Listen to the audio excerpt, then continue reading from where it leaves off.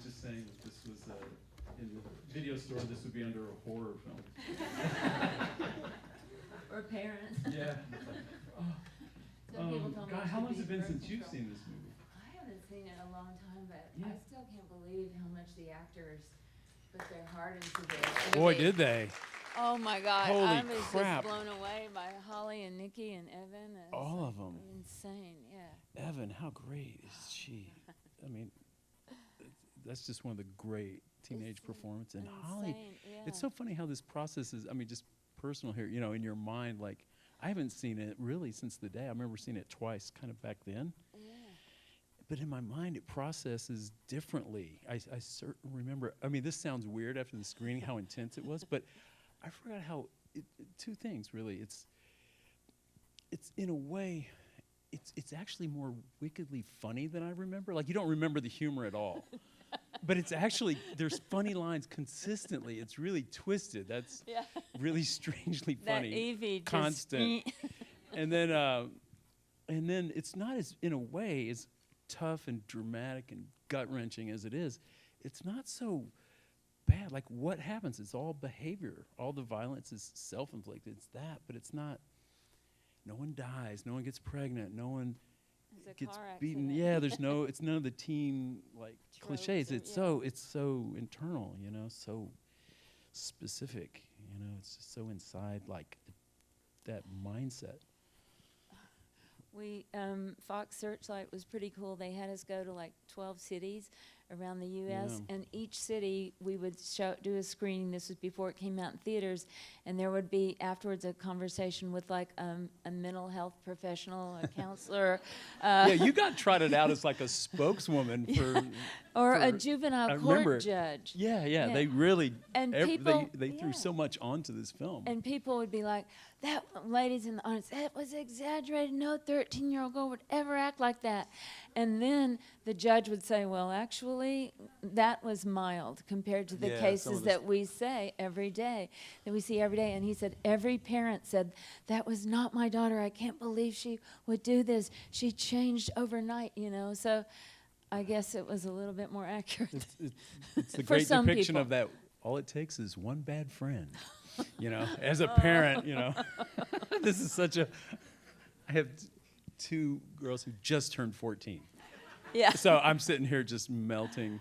And I said, see, Rick, I go, are you bringing your daughters? I say, I'm in a way, I'm glad they're not growing up in L.A., but it, you know, it doesn't make much difference. You know, I know it's like that's a slight acceleration maybe by a year or two. I don't know. Well, did you guys recognize Brady Corbet? Do y'all know who Brady Corbet is? Awesome filmmaker. And that's too. a great performance. And that's a tough role, you know. the brother, you know. And he just made the, what's it called? The Birth of a Dictator. The movie. Did you guys see Life it? of Life of a Dictator. Childhood of a Leader. Yes. And he's 14 in this movie, and he was It's like such a sophisticated pretty movie, amazing, and for a guy who yeah. was like, how old was he? He made it 26. I mean, He's like, he's yeah. really. But you said he was writing and directing. Even at in this 14. movie, he was writing short films, and right after we wrapped this, he goes, well, first of all, I asked him, you know, he's from a little tiny town in Colorado, and I said, well, how was it in your town? And he goes, well, actually, I had sex when I was 11. You know, it's like, so a little tiny town, I don't know, but he asked me like 2 days after we wrapped, he goes, Catherine, do you know like a 45-year-old actress that wouldn't mind to be in a rape scene that I've just written? And I was like, is that legal? He was very intense, even, he's amazing. And so you cast him. Had he been in other things? Or I he's don't living in Colorado. How did he come your way? I think he had been in anything else, but the casting director brought him in, and I cast another kid first who wasn't available, and then I cast Brady, who was amazing. And did you guys see Vanessa Hudgens in there? And yeah. A lot of neat little secret, and she did not want to be the nerd. You know, every day she'd come in like full makeup. I'd be like, "No, you're supposed to be a nerd, dude." and I like take all that stuff off. I said, "You'll get a chance. You'll get a chance to do it in a different movie." Yeah. Memories of it. What was the set like? Oh my God! I'm just like, it's so intense, but was it? It was super intense. I mean. you know, I wrote it with Nikki, the brown-haired girl, and this is her story. She was the Evan Rachel Wood character, and she was going through all this tough stuff. Yeah. And her mom, you know, didn't have any money for a therapist. Her mom's a hairdresser and everything. So her mom came to me, Catherine, do you think you can help? I'm like, well, I'm not a therapist either. I'm kind of the person in there that's getting the hair done, who came in with some therapy books, and I thought I could help, you know, and got trashed. And so Just got like mowed over. But I would be like, take Nikki, let's go surfing. I'll teach you to surf. Let's go draw at museums and stuff. And Nikki goes, I don't want to do any of that stuff. She was waking up at 4:30 in the morning to do 2.5 hours of hair and makeup before she went to middle school. And she said, I don't want to do the things you want to do, Catherine. I want to be an actor. And I was like, oh my God, that's going to make it worse. You're going to wake up at 3:30 in the morning if you want to be an actor. But you don't want to say to somebody, don't be an actor. You've got to encourage the person of what they want to do. So I took her to a bunch of acting classes, and I saw that all the acting for children was very like goofy and not sophisticated enough for her. And then the adult classes were too sophisticated, like sexual infidelity and all this. I'm like, well, we've got to write our own thing. Let's write a teen comedy. That was my plan, and then you can star in it. You know, oops, we went. So I'm like, it's going to be a teen comedy, but it's going to be really real. You know, based. Find the humor in real situations. So I started helping at her school, doing that science lab where they're building the biosphere and all that stuff and everything. And then every time we talked about real situations, finally we looked at each other one day and I go, why don't we just write about what's really going on in your life? If it's funny, it's funny. If it's not, it's not. And that was kind of a revelation. So we had 6 days to write it because she had to go back to middle school over the Christmas holidays. And I said, Nikki, we're going to just work every second for 6 days on this thing, and we're going to have a script at the end. And she's like, okay. The phone would ring. It'd be Javi on, because these were her real boyfriends, some of them in the movie. It'd be Javi on the phone. She'd be dancing, and then he'd say something mean. She'd burst into tears, then she'd throw the phone down. And like in 30 seconds, it was like 6 emotions. I was like, holy shit. I'm like, dude, you cannot answer the phone anymore. No more. We've only got 6 days to write this. And then suddenly the light bulb went off. I said, that's what the movie's about, you idiot. And I started writing the phone calls into the thing. And I wrote every phone call in. I'm like, let's write that in. That's what it's about, you know. And so at the end of 6 days, we had the screenplay, the beginning, middle, and end. But surprise, surprise, the mother character was a one-note villain, okay? And so I thought, after she left, I thought, I got to make the mother more dimensional, like human, you know? So I worked on the mother after she went back to middle school. Yeah, no surprise the mother would be the villain. And Holly Hunter brings so much. Oh, my God. You know, I remember the mother as, now I watch it, that's a mother who's really trying. She's really kind of great, you know? Yeah, she's making the effort. In my mind, it was different. I'll take you to Melrose. Yeah, we'll I love find you. some She's cool really, platforms. And she's like, no, Mom. Immature, but she tries to be there. Yeah, she's trying. It's she's tough. trying to participate. How did you get her to be in the movie? Oh, okay. So I was. Do I get to tell? Okay.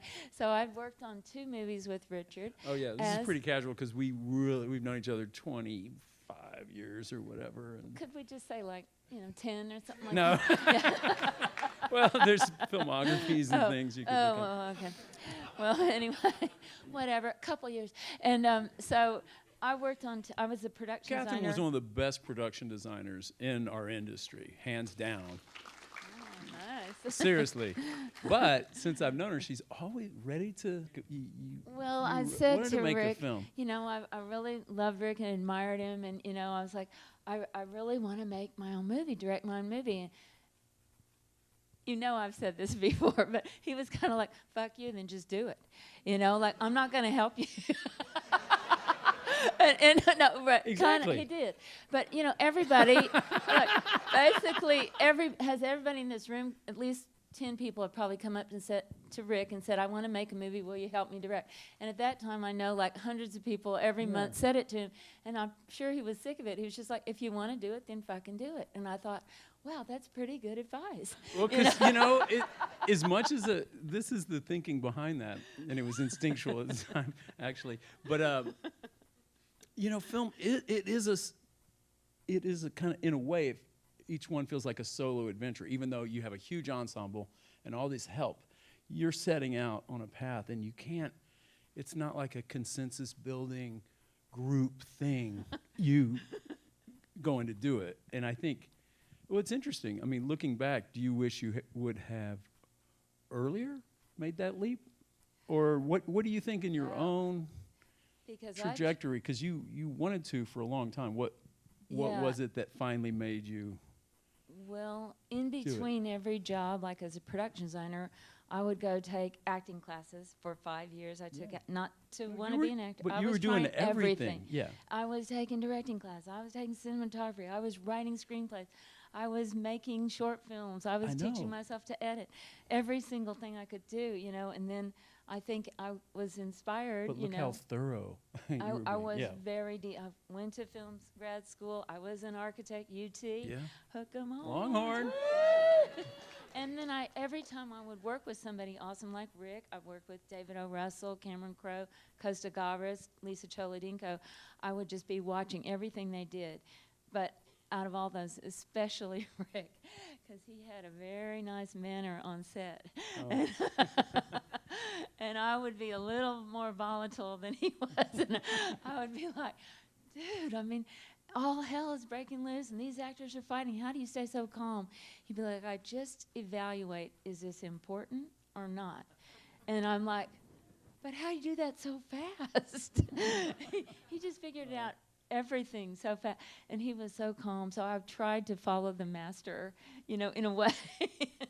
And then he made his first movie for $7 grand, right? And hardly anybody helped you. $3 grand. $3 grand. Feature. Yeah, it Super goes 8. down every year. Oh, Robert was 7. Robert Rodriguez was 7. Okay. My Super 8 feature was 3. But my first Slacker was 23. Oh, Slacker was 23. Yeah. Okay. Yeah. And then David O. Russell did his first for like 70. That's what the first film kind of, you just do it. But I thought I just got to do the same thing, you know. But what was this? Like, because I remember you shopped it like you were hoping someone like Fox Searchlight didn't help you. Oh, no. Fox Searchlight, everybody looked at it. Everyone and sort of like, passed. Are you fucking kidding? A teenage, it's going to be R-rated because they're going to say the F word and they're going to cut and they're going to drink and do drugs. And R-rated, marketing to teenage girls and to, you know, women. It's all women cast and you're a female director. You've never directed. Hell no, nobody wanted to do it. Of course not. And so tears, you know, I know you're not supposed to cry. I've gotten in trouble for crying, but I cried. And I cried with the financier of the movie I just worked with before, Jeff Levy-Henty. He had produced Laurel Canyon. And he knew that I would bust my ass and work hard. He read the script.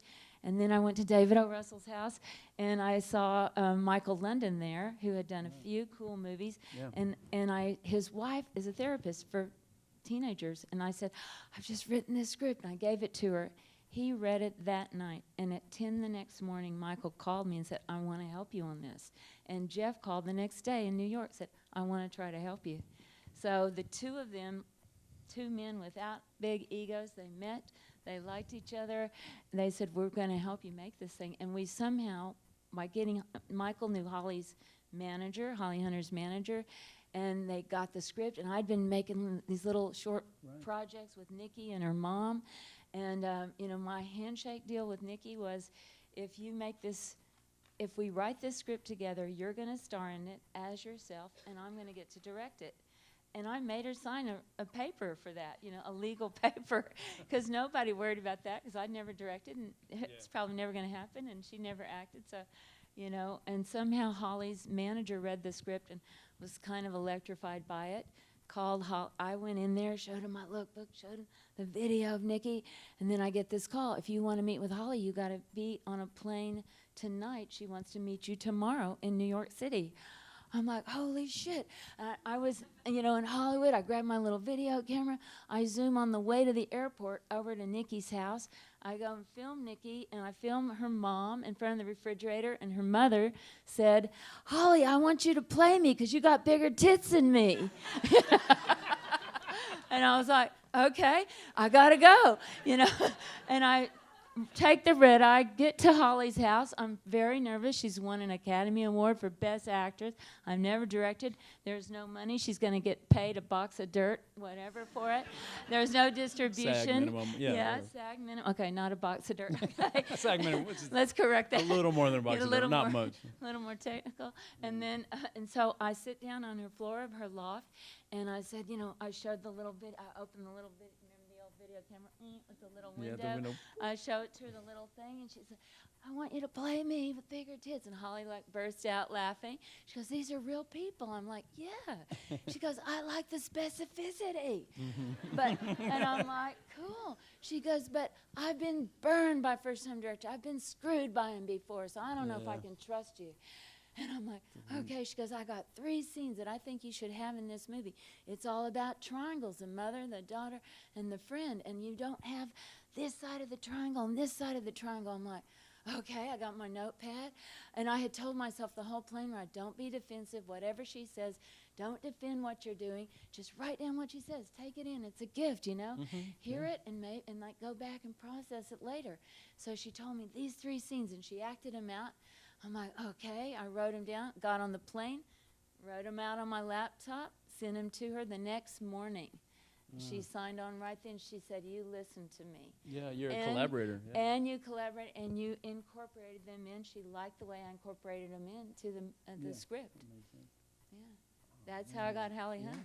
Yeah. Well, and you flew across the I country. flew across the country. Probably, yeah, on And your wrote own, 3 on your own scenes dime on at my that own point. dime. All this is on your own Yeah, dime for the of longest course. time. Oh, and I made $3 for doing the whole movie 13. That's all I ever got paid. $1 for the script. They optioned it. $1 the first day we started shooting for writing the script, and $1 for directing it. Because I wanted all the money to go on the screen. That's my car. That's my furniture. Those are all my clothes. Friends, yeah, all that's my that's friends, a first my film. Yeah. Yeah, your nephews, nieces, everybody's It's in weird that though, because movie. you'd been such an industry. You'd worked on big budget movies. You I'd did worked on Vanilla Tombstone. Sky, You did all these huge movies. Tom Cruise movie right Yeah, before you that. Vanilla Sky. You had just done. So to, you know, it's in a way easier if you don't know any of that and you're just starting from the ground up. So of course you don't. There's no money. Of course there's no. But you had seen that. But In fact, one movie Yeah. before that, I'd been on Vanilla Sky. Did you guys see that, Tom Cruise? yeah. And the day I realized I was on a big budget movie, I saw the full-time cappuccino maker getting a massage by the full-time masseuse. And I'm like, welcome to Well, Hollywood. Welcome to a Tom Cruise production, Yeah. I guess. We didn't have that on this movie, no. No. But 1 month ago, I got a check for $18,000. The movie finally, quote, went into profits 13. Just now. So I got $18,003. That's amazing. Woo! Let's So when party it sold tonight. at the time, Okay. to their credit, Peter Rice though he saw it. Where did he see it? Oh yeah. Okay. So Because the guy at Searchlight who said nah. okay, they said. But he saw He it. said, "Listen, there's no way we're going to make this movie, but if you can get it made with somebody else's money, and you can get into Sundance, and it comes out good, and we see it at Sundance, and we like it, then we'll buy it." Yeah. So halfway through the first screening, Friday night at the Eccles, phone call, we won it, and we Yeah. had a little bidding war, and then Searchlight took it and did a beautiful job taking it out you all fell in around the right- world. Yeah, they were the distributor at that moment, the best. Mm-hmm. Wait, and when they bought it, you didn't make any money then? No, because it was the They were financier it had to get didn't- the money It back. didn't pay back the No, budget. they had to at that pay point. back. Well, it was 1.5 million is how much was spent on the movie, and the unions busted us and blah blah blah all this Yeah, stuff, and then we had to pay back the financier. So I got my 18 grand though. Hey, patience, patience. Yeah, Yeah. Well, you got that film made. So I got it that's- made, that's and then everybody you saw starts there. Brady's wearing a Dogtown T-shirt. My next movie was Lords of Dogtown. Hello. Yeah. You got more than $1 on that. But your first 4 movies, not to jump away from this at all, but you stayed this teen angst that jumped to kind of a more male mindset. The next But those one, first 4 films, if you think about it, and even Nativity, that's a teen she was angst movie. 13. if you think about Oh it. no, Keisha Castle Hughes was Yeah. 15 years old when she Right, played that's the Virgin another- Mary. Yeah, And then Yeah. Twilight was next. right? Twilight and Kristen was 17. Yeah. Yeah. Yeah, I don't know if you get enough credit for, like, discovering these incredible talents, you know, I like thought there would be a big putting them- sign on the front of this building. like, personally. yeah. Yeah. like even Twilight, like you set that thing in motion. They, you know, I don't know. It's just I such got a triumph. enough credit. Yeah, you got I plenty of got credit. I'm enough saying you credit, got yeah. plenty, but I just think, well, you just have real notes for, I mean, there's those actors, or just Rob and Kristen alone. Yeah. So amazing. And Evan, and you know, Yes, she's she's so- fantastic. And she did get the youngest person to be nominated for a Golden Globe for this. So that was She pretty should have cool. got Best She Actor. should have got Best Actress. Yeah, they're just I not going to know. give it to someone A that kid. age, but But she's Holy in every crap. frame, pretty much every Yeah. scene, you know, and it's she the is best intense. leading performance. Yeah. And also, one day we had 13 scenes at the school, all in one day, and she has to go from beginning of the movie innocent, you know, Yeah. 5 minutes later she has to be Because you messed shot it in how up. many days? We shot it in 18, and so, yeah. That's but a sprint. But Yeah. they were, well, it was 21, but when you add it up, because we only got 8.5 hours with the girls. so 'Cause they were it's underage, basically, yeah. yeah, they're underage. And then even the scene, you know, where the girls, you know, try to sort of attack the neighbor boy, Kip Pardue. Remember that scene? Kip. That, that we had a welfare worker there hiding behind the couch the whole time. Because you were already over your time. Well, or no, whatever? because you can't do a sexual scene without the welfare worker. So Oh, right. she had the little monitor back there, and she coached us that for a guy, you can only get within 3 inches. The girls could only get within 3 inches or 2 inches of his nipple. Okay, so I'm like, okay, like my measuring stick out, you know, whatever. At one point, she literally stops the. That scene is all one take. It's 2.5 minutes, all one take. And she jumps up, nipple violation. I was like, yeah. She's like, nipple violation. I'm like, holy shit.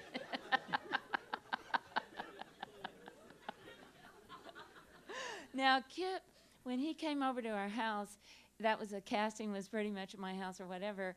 I was not in a bathrobe at the time, but there were other people there. But, oh, Harvey Weinstein, bad joke. Okay, never mind, sorry. Nobody laughed. Okay, sorry. Anyway, okay. So when he came over to the house, Holly, Evan, and Rachel, Evan, Rachel Wood, and Holly and Nikki were all there. And he came over like, yeah, I thought this would be a good part for me. And then I go, okay, just so you know, the girls are 14. He went white. He goes like, what? They're really 14? He goes, well, my agent told me this would be a good job, but I'm not too sure about this. You know, the poor guy was You went like, freaking- use that in the scene. We should be shooting this Yeah. right now. Yes. And then I go, well, I wanted to kind of rehearse, be sure everybody's comfortable. He goes, rehearse? He looks at the two girls. He goes, oh, no, we all know how to kiss. No, I got to go. But I made him rehearse because I had certain choreography, even though it looks pretty like crazy, like handheld, we're all over the place. Every single shot is laid out, shot listed. I have diagrams for every single shot. I learned from Rick, very organized and prepared. It just doesn't seem like anyone's first film. It's just so assured technically, and I'm even more impressed at the time I was certainly, but now even just the camera work, the filters you use, the colors, the palette, I guess, texture, Now, we did something everything about it. fun with the color time, because this Yeah. was the very beginning of DI, color time. You guys know what DI is? Right. Digital and media, of course. But I you know. shot on film, but We you could, shot on yeah, Super 16. Yeah. With the small cameras so that we could just run through that house and be Mhm. everywhere. But when we went to the DI technique, I think for one of the It was first films just new, there, yeah. we decided we had the plan that at the beginning it would look sort of like an average, like everybody's house looks, everybody's skin looks normal. And then when Evie came into her life, it would be a bit more glamorous, like golden tones, like, wow, I'm almost living in a commercial or like a fantasy. And then when Evie and her got deeper into like drugs, alcohol, we cranked up the chroma to get more garish, like the colors are brighter and harsher and weirder, fucked up on Hollywood Boulevard. And then when Yeah. Evie breaks up with her, we start draining out the color because the color goes out of her life. And by the end, it's almost black and white. And then there's the last shot on the merry-go-round comes back into color. And I had to put that last shot in because when the movie ends, you know, everything was not fixed between her and her mother. It was not perfect, and it was one small step toward having an understanding with her and her mother, but it was still a tough situation for her. And there's another scene that happened in there. I had interviewed, of course, her mom, spent a lot of time in her house, the boyfriend that is portrayed by Jeremy Sisto in here, and I kind of liked all these people a lot. And so one day Nikki comes to work, and she's, again, 13 years old, 14, I just turned 14. She goes, hey, I think you're showing my mom's boyfriend way too nice and too good of a light. And I go, really? Okay. And she said, yeah. And then the next day, she was very tired on set. I was like, Nikki, what happened? She goes, he OD'd in the middle of the night, didn't die, but we had to drive him to the hospital. I was in the hospital emergency room for 5 hours last night while she's shooting this movie. And she goes, you've got to put more real shit about him in. So I put that little flashback scene where he's got the little beer can where he's snorting the Coke. And yeah, because she said, you've made him too sweet, you know, you've sugar-coated it, you know. So that was pretty heavy. Oh, God. And one thing Rick asked about the set, it was, you know, 3D, real time happening. But in fact, that's why the producers said that Nikki could not be in the movie. They said, Catherine, she's living this story. Too close, You can't have a child who's not an actor, never acted, suddenly be in a movie playing herself. They absolutely refused, and I was like, okay. But I said, I made a pact with this girl. If she and I wrote the story together, she's going to be in it and play herself. Now we started to realize as we paired her with other actors that she was, even though she was the right age, and I insisted we're having somebody that's the right age. I'm not having an 18-year-old play this, you know, because the movie's called 13. So I saw that she was more sophisticated than all the other actors. She had to play the best friend. She couldn't play Tracy anymore. She'd already passed out of that innocence. She couldn't be innocent anymore. And then then we met Evan, who of course the agents first refused to even meet with me, but when we got Holly Hunter, they were like, oh, maybe this could be a good movie. And so I met with Evan, and her mom comes in. Her mother's an actor and an acting coach, and her mom comes in, and I'm just like freaked out, like, is the mother going to freak out? After I met with Evan, I liked her. Then the mother says, Catherine, I just got to tell you one thing. And I'm like, uh-oh. I knew, okay, she can't do this scene. She can't kiss the boy. And she goes, you made this too nice. You sugar-coated the shit out of this. She goes, teen life is a lot harder than this. Mine was harder. I grew up, and she grew up in North Carolina, and Evans is harder. I was like, okay. That's awesome. I was like, I guess I picked the right person. You know you're with the right people when they're pushing you farther into your I know. instincts. Oh, man. That's awesome. I know I'm kind of hogging Catherine here. We can incorporate some questions into our dialogue just to, if anyone has something they want to raise a hand there. I think you were first up right there.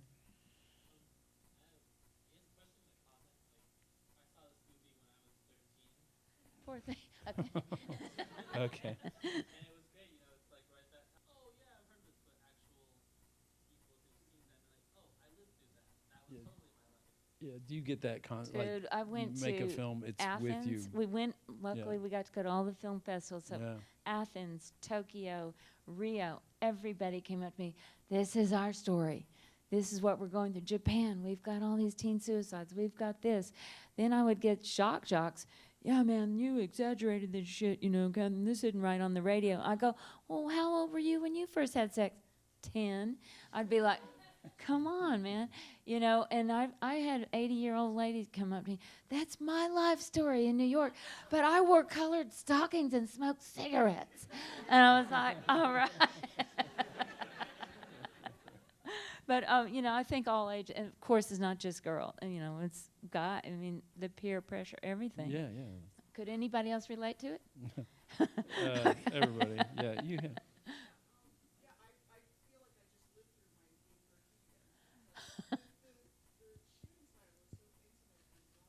Yeah, Yeah, I was taking acting class at the time where I said I asked the actor, I wrote a little scene, a little short film, and then I asked some of the actors in my class to come over and let me film it in this style, because that's, I'd been seeing like Mean Streets and, the cool, like, people's first films that are handheld, because you can't afford a dolly and you can't afford anything else. So I thought I liked that feeling and I want to just be real close to her. And so I filmed a scene like that in my house, and then I taught myself Final Cut Pro, and me, cinematographer, learned how to do it, and we cut it together. I'm like, yeah, I think this style will work.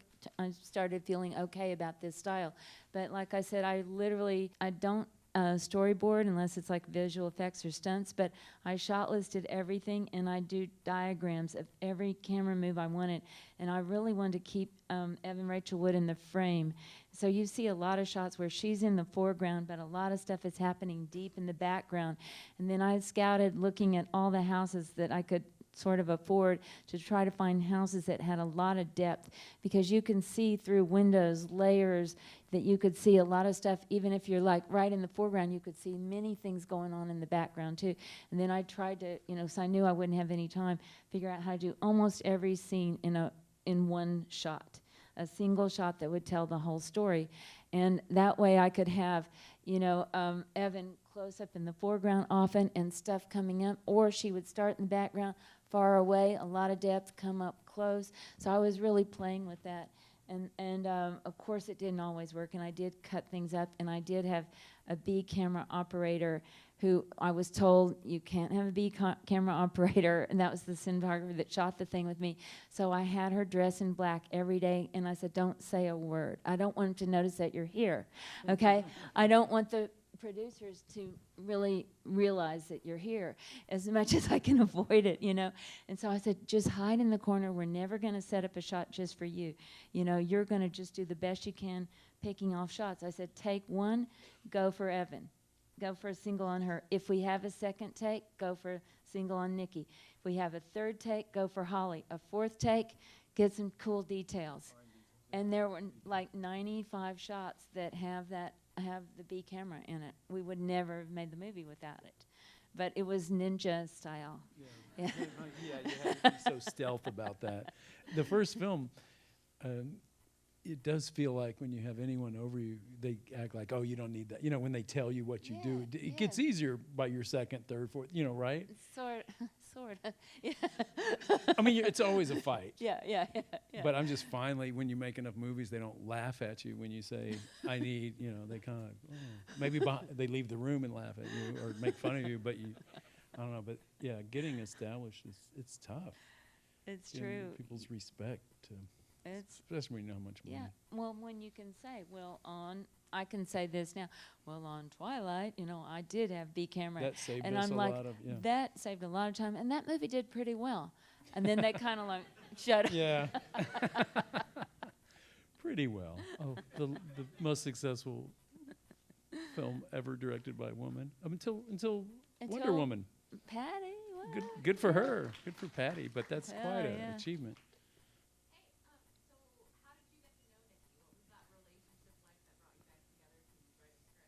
Okay, I had known her since she was 5 years old, and I knew her family, I knew her mom, I knew her dad. Her mom cut my hair and all that stuff, a low budge deal, okay, whatever. And so I loved Nikki since she was 5, and her brother, I knew them since she was 5 years old, and she was already just super creative at 5. I did not treat her like a little 5-year-old. I was just like, hey, this is a smart kid, And I would she'd come over to visit me at my house in Venice, and I would just say, hey, Nikki, let's go out on the boardwalk. And I would literally, without telling her, just go up to somebody and go, hey, you guys want to buy a kid? And she would just comedy improv with me. She would just roll with it. She'd go, I'll do your windows. And then the people would be like, what the? So, Nikki was always just super creative. And I was like, so one day I left to go to Canada to do a movie for 6 months. When I came back, when I left, she was in overalls, cute, fun, climbing trees. When I came back, whoops, the dark cloud, the makeup, and she hated everybody. Yeah. Except she didn't hate me somehow because I wasn't really related to her. That's why I could sort of, hated the mom, hated the dad, everybody. But, you know, I had a little window in to try to, like, be her buddy, you know. So that was pretty lucky for both of us, obviously. Now, going to Sundance, oh, my God. So at Sundance, so we did get into Sundance, and then, you know, Nikki looks like a supermodel right there, right? She looks like she's 19, and all the guys were swarming over. So every Q&A, I'd be like, hello, everybody. She's 14. Do not hit on her. And Nikki would be trying to squirm away and just do everything bad the whole time. You know, I'd be just chasing after her. But Nikki's doing so well. I'm really proud. You know, like, you never know. She got a lot of attention, not only And for it- acting, but writing. I mean, she was one of Yeah. you and her were the story when this came Yeah. out 15 years. So all these years later, she's... Could have gone either way. Yeah, I know. You got to feel a little... She had ups and downs, but I little don't know if anybody responsible. follows her on Instagram, but she's married to Vampire Diaries Ian, and she's got a kid, a beautiful kid, and she has all these charities and environmental like companies that she makes like faux leather purses, and she's vegan and does all her yoga every morning. I mean, she's a badass. She's changing the world right now in a really cool way, you know. I mean, it's been like ups and downs. Like whose life hadn't? And then Evan, Rachel Wood is And just such a Evan. superb actor, you know. Oh She's, my God, Westworld! Holy shit! Yeah, she's so good. Watches Westworld. Yeah. Do you remember her and Mildred Pierce, Todd Haynes' 5 Hours? She was Oh, I know. so good. And in you that. asked something that I wanted to say something about. How do you create an atmosphere on the set where actors can feel comfortable going this deep and being this vulnerable? And I think this was interesting. It's like when I started taking acting classes, I wanted to go back and apologize to every actor I'd ever worked with on your movies and everything, because it's so much about the actors, and it's not about, I used to think it was about the set design, like, oh, if I got really cool curtains and, oh, I put all these details and this is awesome. No, who gives a shit about any of that? If the acting isn't there, if you don't believe the characters and you don't care about what's happening in the scene, you know, and the emotions between the actors. And so I thought, let's keep everybody real quiet and respecting the actors, and have no looky-loos on the set, and have it really private and super respectful for the actors.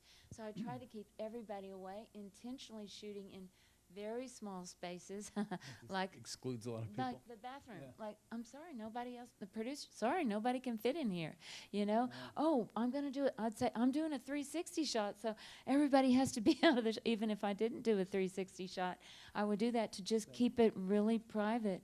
And, you know, it was very personal. Now, for me, when I saw this, when I was shooting this last scene where we're in the kitchen and Holly is with her daughter and finds the scars and everything, you know, very emotional. And, you know, we have no time to shoot it, and they only worked 8.5 hours. And at the end, the first take, Evan just fell onto the ground, and she yelled, "Cut!" And I'm like, cut, you know. I'm like, are you okay? And I went and picked her up, carried her into that bedroom, you know, that you saw in there. And I laid down with her. Are you okay? Are you okay? Did we push you too far? And she's like, no, I'm fine. I go, well, we don't ever have to do any more takes. She goes, why? What's the matter? I go, well, you yelled cut. She goes, no, I yelled God, you know. And I'm like, oh, okay, well, do you want to do another take? Yeah, typical director, don't like, yell cut. whoops, you know. Sorry, okay. But I'm Going a again. director, yeah, rolling. But anyway, so I'm holding her in my arms, and she is just weeping. And I'm not that used to literally holding another person just weeping, you know. And then Nikki comes in, and she goes, Catherine, this is my story, and you're holding her. And she's crying. I feel bad too. This is my life. I'm like, okay. I reach my arm around her. I'm like, okay, let me hug you. Holly comes in. I'm living through this right now. I'm like, okay. I started hugging her. Then Deborah Kara Unger, I'm not kidding, came in. What about me? This is painful. I'm like, okay. All of us were on the bed. Everybody's crying. I'm like, wow. This is movie making. Yeah. It was intense. Have you ever done that? Yeah, every movie we have a group. Yeah, I did that with all the guys. But they get very mad at female directors for crying. That is a big no-no. I've gotten so busted and like negative things said to me. I'm like, but I'm making an emotional movie. You've got to be there, you know. Method directing. Hey.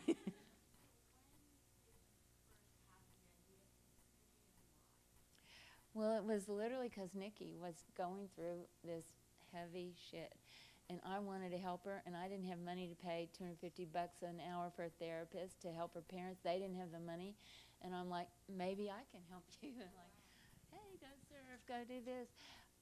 But you're writing a she script wanted to for act. someone who ready to make a film. Say that again? No, I'm just saying. Oh, well, It's- I wanted to make a film. Yeah. And I'd always wanted to make a film, but all my other scripts were not as good as this. Let's be honest. Because I probably wasn't writing about something that was ripped I out remember of reading a script. somebody's You had a heart. Civil War movie. You had Had a Civil War numerous movie? scripts that you were. You didn't trying read to them, though, right? I did. I read that one. I did read some of them. Bullshit, Rick. You did not. I read that. What was it called? Bullfrog Dance? Something like- Okay. Never mind. I'll list the titles. I read them. Maybe you sensed I don't know. I'm glad this is your first movie. Do you want to read all the scripts I thought I was ready to do before I made my first movie? I'm glad I didn't make them.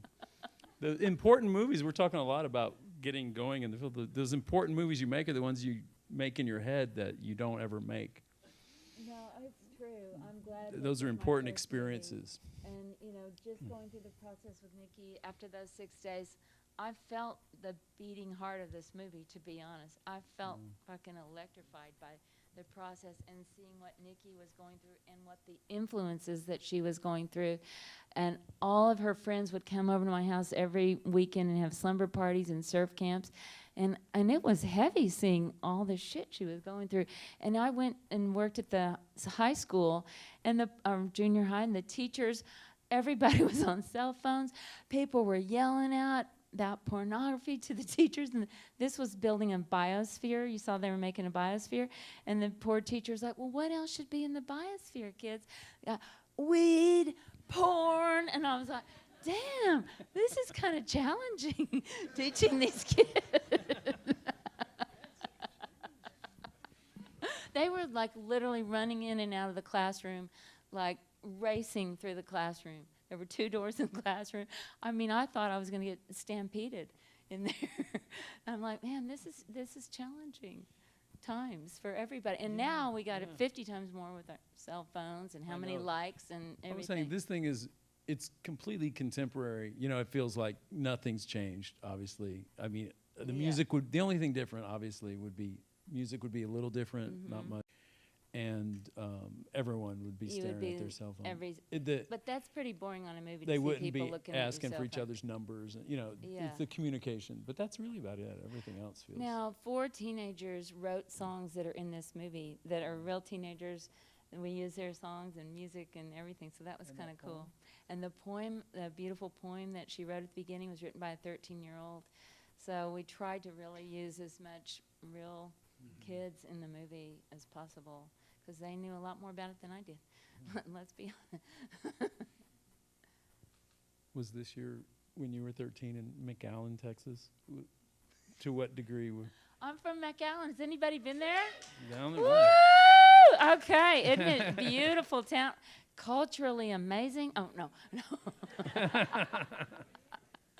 It's pretty hardcore. No, this wasn't real. Well, at that time, we could go across the border to Reynosa. There weren't quite so many cartels chopping off heads at that time. So we would just go over there, and you could be any age and walk in with like a Girl Scout card, and you could go drinking when you're like 12 years old. Right. So it was a different wild vibe in McAllen at the time. Donkey show, banana show. My brother would act out the donkey show for me. I'm like, I don't want to see this. But anyway, I don't think anybody here does either. Okay. I'm still not sure what a donkey show is. We don't want to know. Okay. It wasn't innocent down there, but no, it's not. That's your it's point. never The point innocent. is it's not innocent anywhere. No little I mean, There's the no smaller the protection. town, the more I lived you in a want little to find town in East shit. Texas. Yeah. It was crazy, yeah. You want to find worse stuff to do because you don't have anything to do if you're in a Yeah, little the more town. bored you are, the more, Trouble. I mean, my friend would put rocks up chickens' butts, I mean, I don't Hey, man. Whatever it takes. Sorry, I'm sorry. Okay. Good- Don't get good any. rural- Don't try this at home. With the glasses, yeah. The glasses.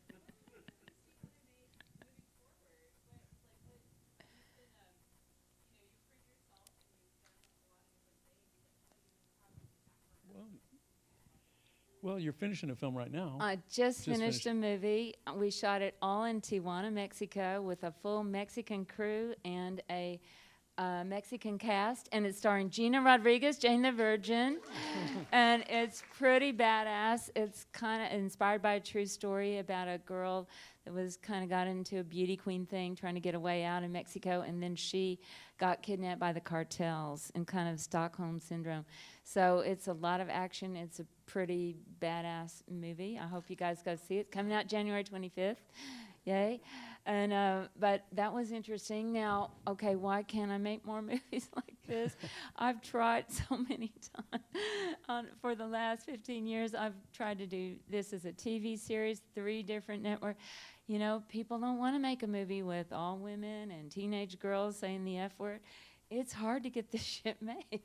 It is hard to get a character piece dramatic made, but you know, I have some interesting things. Actually, a book called The Nowhere Girls. We're doing that with Margot Robbie's company. That could be very cool. It's pretty intense, like this project too. So You've always got a lot of things going. It seems like you always.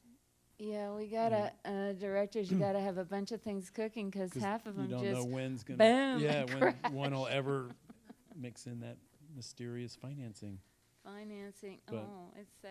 Yeah, I mean, having been your friend these years, just to experience those, just know vicariously through you some of the, just Ups it's and yeah, downs. it's like everyone experiences it, but I mean, you have a more, I don't know, such a more unique perspective, just kind of what, I mean, the success, and I think just being a woman in this industry, you know, It's been kind of it's wild. so, yeah, I remember numerous times on the set of different places in Vancouver calling Rick.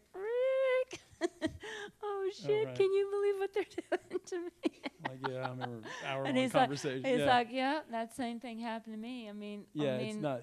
Yeah, they fuck over everybody. wild but it's like, shit happens. I mean, yeah, it's like it's tough for guys, and it's It's much tough- tougher for and girls. it's much tougher. Yeah, we know that's it's the much thing. tougher for women because look at the percentages, you know, and you hear some Yeah. crazy ass shit, bad trash talking behind your back all the time. I just got some even in the Me Too time, I just got trash talk the other day, and I'm just like, By- wow, that cannot be substantiated in any way, shape, or form.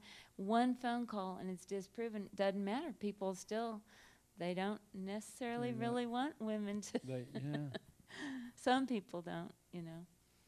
No, it's what, but you just got to keep trying. I mean, look, Yeah. super right. inspiration. No matter what happens, he's making 5 other radical things per minute. Not at the moment. I wish. Well, I just saw some cool artwork. Just got the film. I hope to be in production right now. I didn't get financing, so it's always tough, but it's like life anyway. It's just tough to be a human, but it's tougher to be a woman. It's tougher to be a minority. It's just a fact. And I kind of think like, well, all those second chances, all the, I don't know, the way you're perceived. It's just tougher, I think.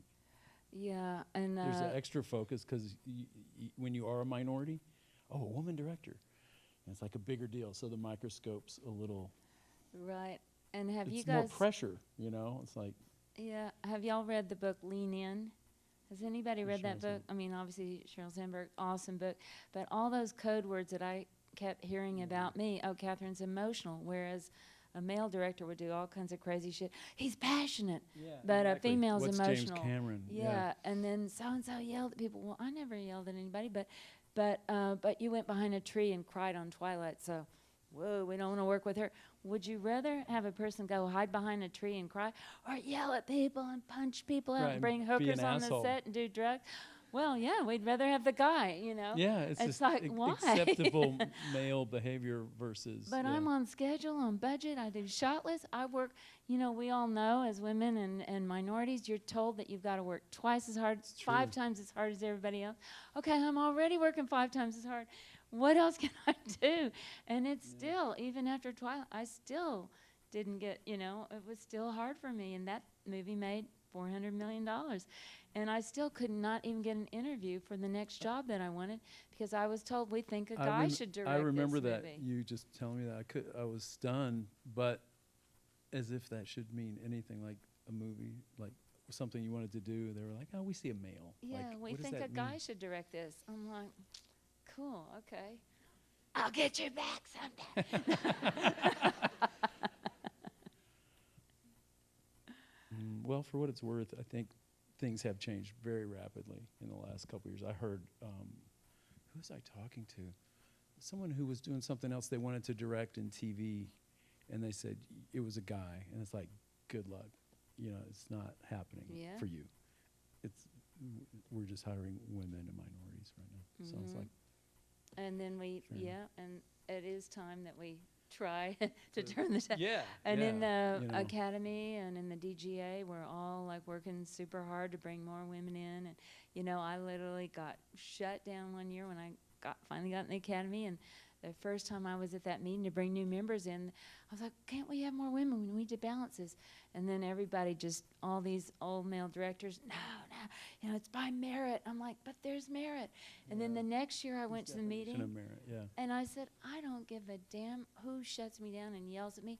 I'm not going to give up this time. And we changed it. We brought in something like over 50 women that year, more women than men, because I and other women jumped in, and we Yeah. just said, I'm not taking Yeah, this it's shit like- anymore. Here's the. And it's kind of empowering to do that. And then you see Emma Gonzalez, you know, who's did that at 17 or 18 years old. I literally said when I went into the head of the studio, the movie I just did, I said, I'm coming in to talk to you and fight for something in my movie because of the courage that Emma Gonzalez has. He said, oh, you don't need to bring in any gender things, Catherine. I'm like, whatever. You know? I'm bringing them. Anyway, anybody else got any questions? Or You know, the guy, fellow in the green shirt. Yeah, you had your hand up earlier. So.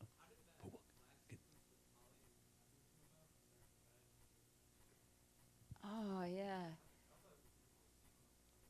Yeah, you know, I think all of us as directors, we're just, you know, like voracious, like trying to look at beautiful photography at all times, other beautiful people's gorgeous, interesting movies. I saw this photographer did this beautiful series of just light, no people in it, but just light on a bed in a room. So Changing. I Yeah. started looking in my house, and I started taking pictures in my house of light in a room because I thought there's not going to be, I can't afford many locations, so I'm going to have to make this house, one house, very interesting. And there's 50 pages or 40 pages in the girl's bedroom, so I better figure out light and change it and change the mood. And then I asked our cinematographer, Elliot, you know, how could we accomplish this? Now, can anybody guess how many times in the movie, how many shots were not handheld in the whole movie? 2? That's right. Well, that one where that one's on a tripod where you're at a distance and they're running. It gets that. Oh, yeah. Okay, well, that was on a sandbag, but we were just pushing Right. around by hand. Okay. That wasn't even on a tripod. Okay, We didn't I even thought have it a was on- tripod until we had it on the first shot, slow motion, where she says, hit me. And then those last shots where the light changed. Yeah, And that then, had to be locked. yeah, off, that was locked off.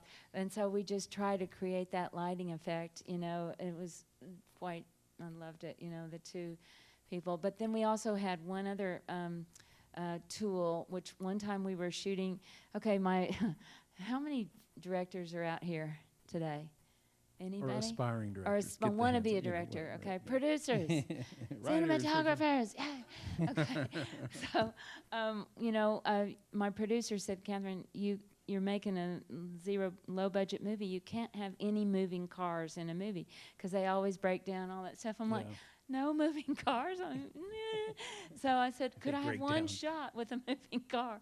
So do you see that shot where Holly is taking the girls to school? it wasn't moving, was it, right? Because I had him stopped at a crosswalk, and people are just crossing at the crosswalk. Every time they're in the car with Holly, it's static, you know, Wow. and crosswalk. And then I said, can I just have one time where Evan Rachel Wood is walking along with the stick on the fence, and then the boyfriend is coming along in the car? Okay, try it. Of course, the car broke down. Okay, so you see the shot. If you look at it, you don't see the back of the car because 3 interns were pushing the car.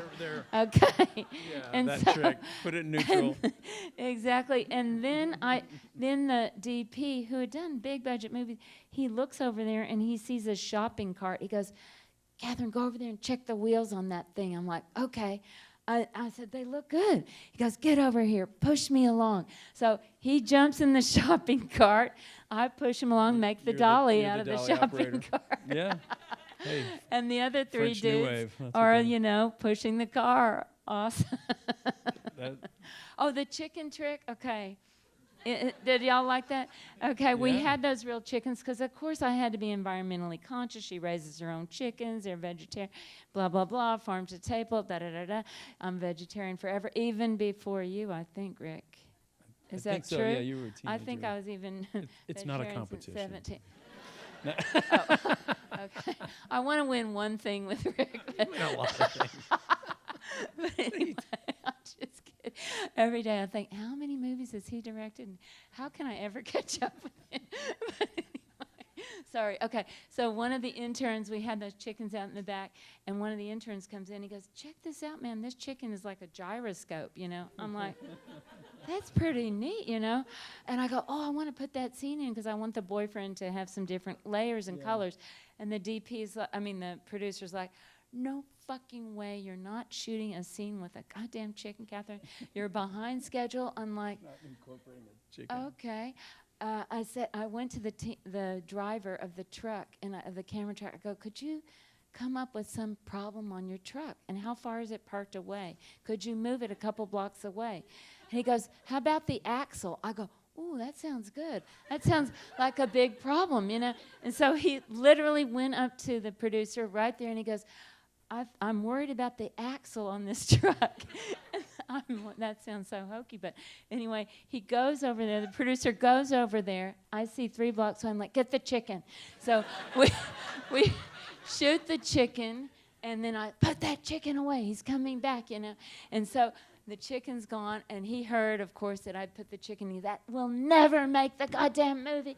I'm gonna kill you. Of course, the chicken is necessary because Chicken rocks. you need to laugh in this movie. It's pretty I know. hardcore. And the chicken's The awesome, chicken's right? great. It's a Yeah. great chicken. That's a great chicken Chickens performance. are cool. I mean, Yeah, that's a wonderful chicken. So okay, well, is there someone else? oh, you have. Yeah, we've been ignoring you. Sorry.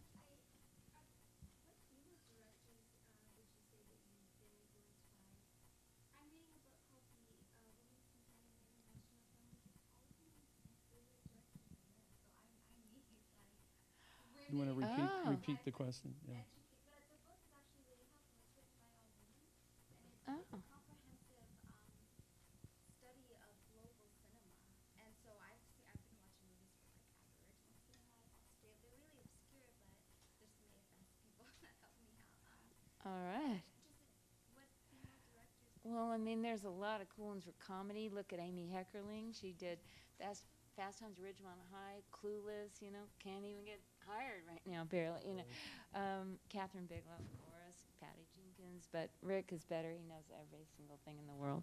Okay, go, Rick. There's so many. I don't There's know really a lot. where to begin or end Jane in film history. Campion, you Jane know. Campion is just Awesome. There's so many wonderful ones, and now there's so many cool ones that are like finding a way to make their first movie, you know. Like almost lots of film mean- festivals now have half the movies directed by women. You know, Yeah. now we're talking about the leaky pipeline. Half the movies are directed by women, but then it's hard to get their second film and their third film, you know. And I've noticed the era we're living in, being at like DGA awards, and it's true. All the nominees for the features were men, but every TV award, everything else went to a woman. So That's a there's good point. the features Handmaid's is still Tale. the glass Reed. the glass ceiling is features, and I don't know why, because I guess men feel more comfortable giving a lot of money to a man, I think. Yeah, I think so. But we hope, like But Wonder Woman. TV yeah. is a whole different area, Mhm. I think, and features is getting there. I'm very sure Yeah. the numbers are changing, but that to me, that's the one area that still needs the most. We need some feature- help, yeah, feature because films. every year we see it's almost all guys nominated up there, and why? Oh, because the women's movies weren't Well- deserving. Well, wait a minute, I didn't get that beautiful book. I didn't even get that interview. How Right. many? This is an interesting thing. How many A-list men have you ever seen that have worked with a female director? Can anybody think of anybody after when they were already A-list?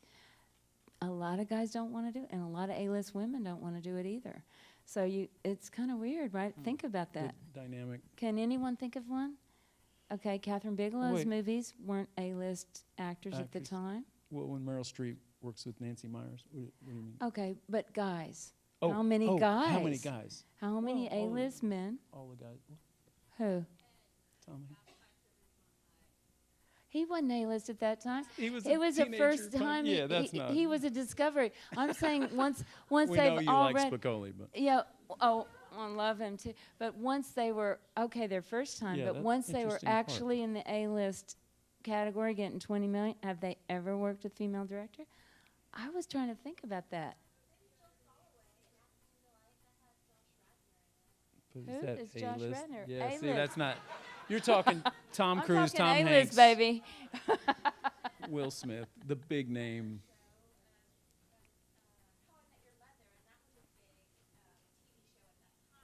John Travolta was in Nora Ephron's. We're going back a ways. You're But making John, a but really John good point. wasn't really He- an it was A-list at that time. He was Post-Pulp on the. Fiction. It was post Pulp Fiction. He was maybe B plus. Angel. No, he Okay. was A, but it looks bad that we're having to go back almost 20 years to get. But that's a TV. that's a good I point. admit TV's better, but I actually sorry I hadn't But heard of that anyway, person I too just much. think things are getting a lot better in so many ways. We're hopeful. We're optimistic. Yes, and thank you for kicking so much ass. That's what you've done.